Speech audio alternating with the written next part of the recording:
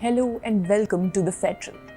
As Ukraine continues to face the Russian onslaught and tragedy repeatedly strikes its citizens, countries across the globe are lending it a helping hand, sending food and medical aid. These essentials are being reached to tens of thousands of Ukrainians remaining sheltered in underground bunkers and subway stations, even as others flee the war-torn country. The US Senate has approved a $13.6 billion emergency package of military and humanitarian aid for the besieged nation. UN bodies have stepped in. UNICEF sent a 6-truck convoy to Lviv in western Ukraine as a part of its batch of relief materials. The convoy contained an estimated 62 tons of equipment, including medicines, first aid kits, midwifery kits and surgical equipment, and early childhood and recreational kits. An additional batch of supplies carrying 17,000 blankets and warm winter clothing for children also reached Ukraine later via Poland.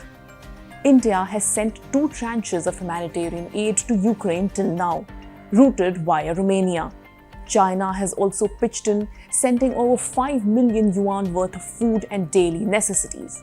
Ironically, Beijing is sending aid despite not opposing economic sanctions against Russia and continuing to support the invader. China's foreign ministry has announced its first batch of aid to Ukraine's Red Cross, with more to follow soon. The European Commission has disbursed 300 million euros in emergency macro-financial assistance, or MFA, to Ukraine. This is the initial part of a 600 million euros first installment under Ukraine's new 1.2 billion euros emergency MFA program. The balance amount of the first installment is expected to come in next week. The disbursement follows a swift adoption of the Commission's proposal for a new emergency program. The remaining 600 million euros will be disbursed later in the year, in line with the MOU signed between the EU and Ukraine. In January end, EU President Ursula von der Leyen had announced that the European Commission is planning an additional MFA program to further support Ukraine in the longer term.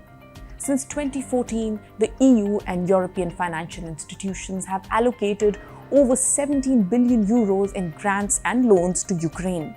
Amid the pouring in of medical and other relief aid, over a dozen nations such as Canada, the Netherlands, the UK and the US have pledged military support to Ukraine.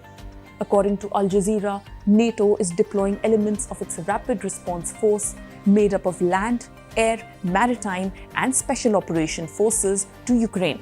The big question here is, for how long will Ukraine need military and other aid? As the casualties mount, the answer appears worrisome. For more such videos, log on to thefederal.com.